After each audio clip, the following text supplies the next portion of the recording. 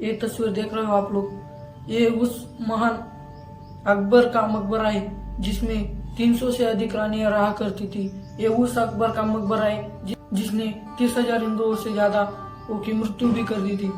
और इसकी स्थिति देख रहे हो आप लोग, और आपको जानकर आश्चर्य होगा कि इस पर सरकार ने खूब पैसा लगाया, इसलिए तो आज जैसा का वैसा ही। और आप इस फोटो को देखिए, ये छत्रपति शिवाजी महाराज बहू ताराबाई की समाधि स्थल, जिसने शिवाजी महाराज और संभाजी महाराज के बाद स्वराज्य की रक्षा की। और कितने आश्चर्य की बात है कि सरकार ने आज तक इस पर 1 रुपया भी नहीं लगाया। मराठा साम्राज्य को बरसों तक बचाने वाली रानी ताराबाई, जिसको इतिहास ने भुला दिया। हम मुगलों के साथ मराठा साम्राज्य की इन वीर पुरुषों की कहानियां भी बचपन से सुनता आ रहे, जैसे कि छत्रपति शिवाजी महाराज हो, बाजीराव पेशवे हो या तानाजी मालुसरे हो। इनको हमने फिल्मों में भी देखा है। मराठा हो, मेवाड़ हो या दक्षिण का कोई राजवंश, वीरों की कहानियां, हमारे गीत, कविताएं, कहानियों की किताबें भी भरी पड़ी है। दुख की बात तो यह है कि हमारी किताबों में, नाटक में, फिल्मों में, गीतों में वीरांगनाओं को वो हक नहीं मिला जिनके वो हकदार थी। अगर आसपास सवाल किए जाए तो वीर पुरुषों की गिनती करते लोग नहीं थकेंगे, पर शायद ही कोई वीरांगनाओं के नाम बता पाए।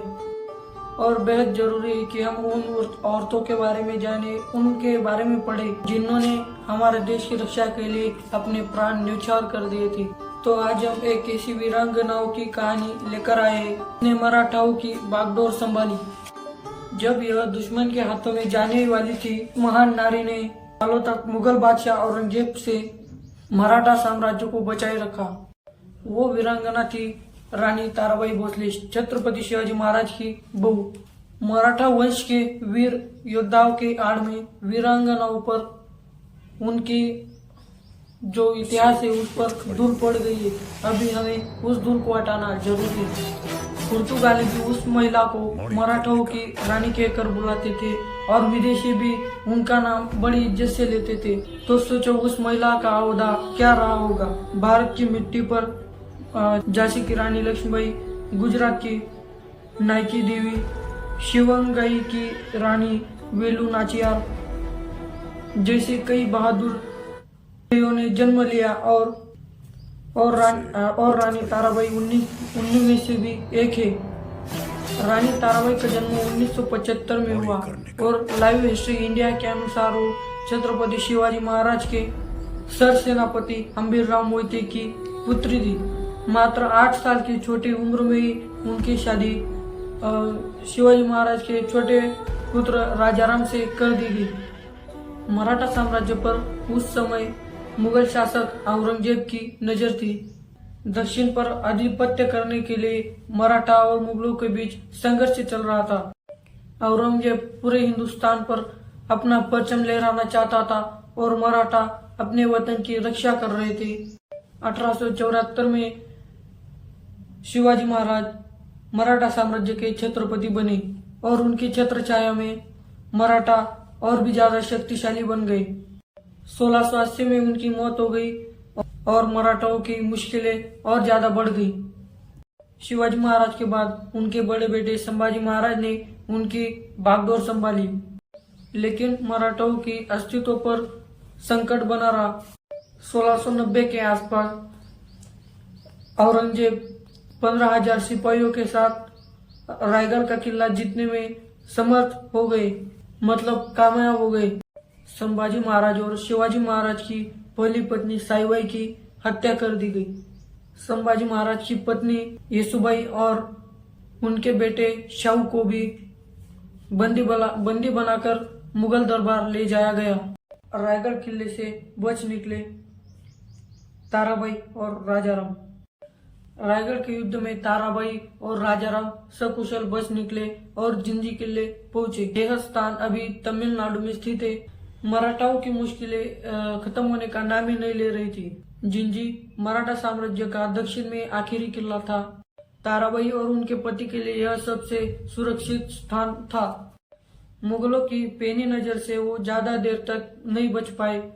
मुगलों के सेनापति जुल्फिकार अली खान ने 8 सालों तक जिंजी किले पर कब्जा करने की कोशिश की, मुगल सेनापति जुल्फिकार अली खान सितंबर 1690 से जनवरी 1698 तक जिंजी पर कब्जा करने की कोशिश करता रहा। इस बीच राजाराम की तबीयत बिगड़ने लगी। ऐसे में ताराबाई ने मराठाओं की शासन की बागडोर संभाली। न सिर्फ उन्होंने किले को बचाया, उन्होंने मुगलों को इस भूमि से हटाने की, इस भूमि से भगाने के भी आदेश दिए थे। रानी ताराबाई के साथ और 2 वीर मराठाओं ने उनका साथ दिया था, संताजी घोरपड़े और धनाजी जादव। इनकी वीरता आज भी लोक कथाओं में गूंजती है। लंबी बीमारी के बाद 1700 में ताराबाई के पति राजाराम का देहांत हो गया और उन्होंने स्वराज्य की बागडोर अपने हाथ में संभाली। मुगल बादशाह औरंगजेब इस खबर से फूला न समा पाया। उसे लगा कि एक औरत को और उसके बच्चे को आसानी से पराजित कर देगा। कौन बचाएगा ये मराठा साम्राज्य? सिवा की पर नियति को यह मंजूर नहीं था। पति की मौत का दुख छोड़कर ताराबाई मुगल शासक औरंगजेब का सामना करने के लिए तैयारियां करने लगी। ताराबाई न सिर्फ युद्ध नीतियों में बल्कि अस्त्र शस्त्र चलाने में भी निपुण थी। वो कई बार आगे खड़ी हुई और दुश्मन पर काल बनकर टूट पड़ी। द बेटर इंडिया लेख के अनुसार मुगलों के अधिकारी भीमसेन ने ताराबाई के लिए लेख भी लिखा था, जिसमें बताया गया है कि रानी ताराबाई उनके पति से भी ज्यादा बलशाली थी। उनका शौर्य ऐसा था कि कोई भी मराठा नेता उनके निर्देश के बिना एक कदम तक नहीं उठा पाता था। ताराबाई ने गुरिल्ला युद्ध का भी भरपूर प्रयोग करके दुश्मनों को दांत खट्टे किए थे।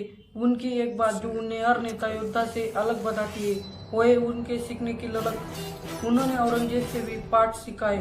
मुगलों के बादशाह दुश्मन सेना के सेनापति को घूस देता था और ताराबाई ने भी यही हथकंडा अपनाया। ताराबाई और उनके सेनापति मुगलों के साम्राज्य में घुसकर उनके टैक्स कलेक्टर नियुक्त करने लगे। सोच कर देखिए, ताराबाई का किला मुगलों के अधीन था और वो मुगलों के इलाके से कर जोड़कर मराठा धन में बढ़ोतरी कर रही थी। औरंगजेब अपने जीते जी मराठा साम्राज्य को मुगल साम्राज्य में नहीं मिला पाया। 2 मार्च 1707 में उसकी मौत हो गई।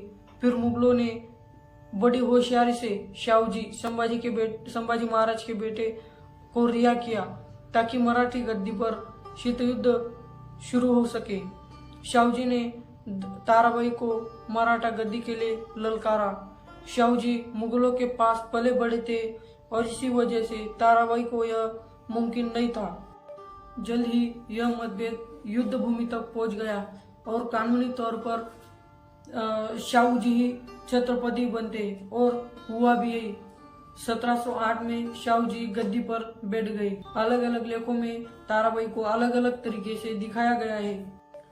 अब यह कहना गलत नहीं होगा कि छत्रपति शिवाजी महाराज और छत्रपति संभाजी महाराज के बाद ही मराठा सिर्फ और सिर्फ रानी ताराबाई की वजह से ही खड़े हो पाए हैं।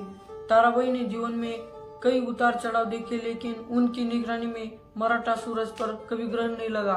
1761 में उन्होंने 86 की उम्र में भी आखिरी सांस ली थी। अहमद शाह अब्दाली ने पानीपत की तीसरे युद्ध में मराठाओं को बुरी तरह से हराया था।